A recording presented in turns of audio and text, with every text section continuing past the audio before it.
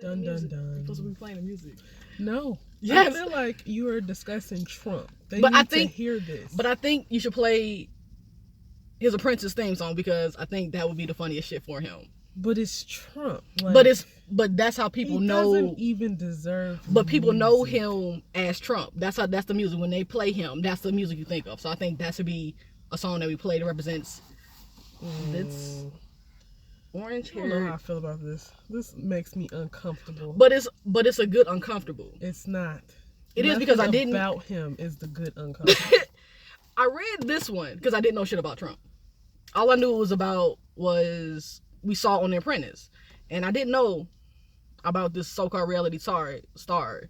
That's all he was to me, was some orange hair guy that was yelling at people on what was it, NBC. You're fired. First of all, The Simpsons taught us. Had we listened to The Simpsons, they came down there. He did come down the escalator in 2000. But that wasn't Melania that was with him. That was like supposed to be like Tiffany Trump or some shit. Is that The Apprentice? Yeah, this is when he fires people. I don't like that one. Let's do the money one. That's better. To play this when he's getting his ass fired. No, when he's getting impeached, I hope they play that song. This is YouTube commercials. Yeah, it's an ad. Anyway, let's go. Trump revealed. What's up? Trump revealed was turn that down a little bit. You're a bad DJ. Trump revealed was written by a Michael and a Mark. See it? Hope y'all can hear the music. But I read it during the 2016 campaign because I didn't know nothing about Trump. I knew nothing about the guy except from what I saw on NBC News on The Apprentice, besides him firing Little John and Omarosa every 15 seconds. Like, you're fired. So I read this book to get a good history of who he was. How did that go? It was odd. It was an odd history of Donald Trump. All right. Well, okay. Now, give me the key points. What was this book about? His American journey of ambition, ego, money, and power. That's what they supposedly said it was about. Ego stands out. His ego really stands out because even in the book, it explained that he never had a military career. He never did anything that's worth mentioning to say he deserved to be the president. He's like he was given money. He was born with a silver spoon. He never had to have a sugar sandwich. Like him eating a peanut butter and jelly sandwich is beneath him. Yeah, and I wanted to know what was his appeal.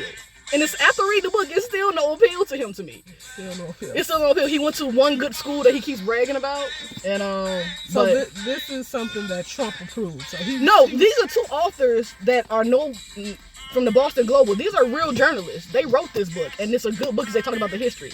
They gave me a really good insight of who Trump is. So what? Give me a little of just a little snip. Who is he? Who is Donald Trump? All right, best chapter in the book. I think it was a quote that Marla Maple made, his second wife, Tiffany Trump's mom. Okay. I think it was chapter 6, starting at page 201. Best sex I ever had. What's who? Donald Trump? Yeah, that's what Marla Maple said. That's literally fucking gross. That's disgusting. It's fucking disgusting. But the part that kills me more about this is that he went bankrupt and then proposed to Marla Maple right after going bankrupt. He sold his bankrupt debt to Chinese and Japanese banks, turned right around and bought her like a $250,000 ring. After filing bankruptcy. This motherfucker filed bankruptcy 6 times. 600 times. It's more than me and you can ever do it. That's crazy. So, if you want to know a history about a narcissist, and I'm going to say it, a narcissist, from good writers that understands a real history, not that fake book he wrote for The Art of the Deal that the ghostwriter wrote that he just sat in a room and ate tacos for. Oh, God. That book. We're not talking about that book. We're talking about a real book. This is a real book that authors wrote, researched. So, would you recommend Yeah, you should read it. Just read it. Just read it just to read. Don't read it to... If you don't know shit about Trump besides what you hear on TV, read the book. Okay, what about honorable mentions? What other Trump books do we have here? So because I figured we should do a Trump series of silly shit.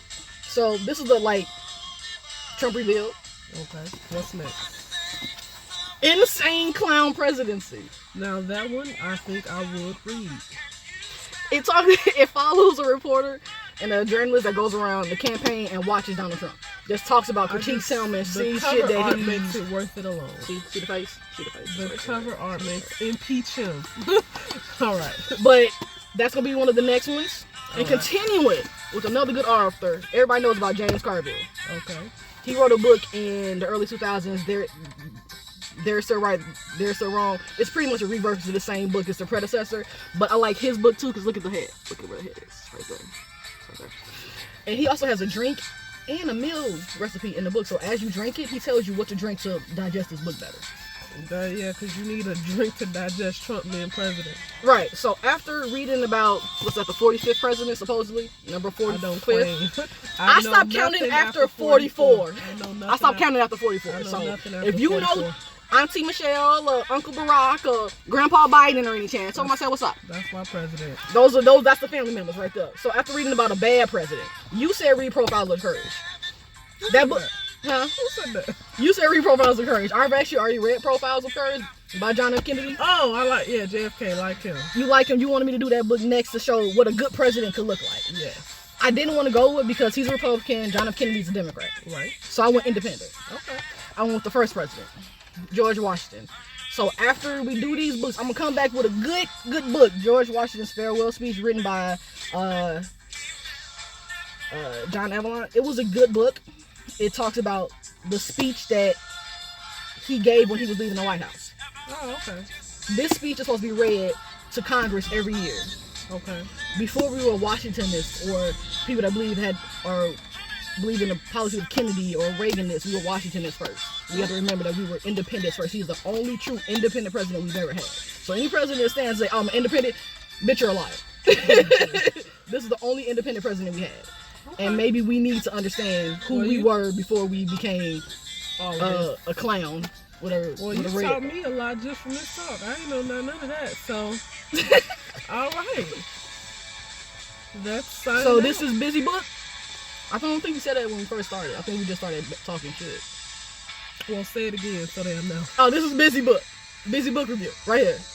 All day. Like, all the social media, same tag. Everything. Twitter, Facebook, Instagram, stuff on Snapchat. Give her a follow, subscribe, so you can hear more banter.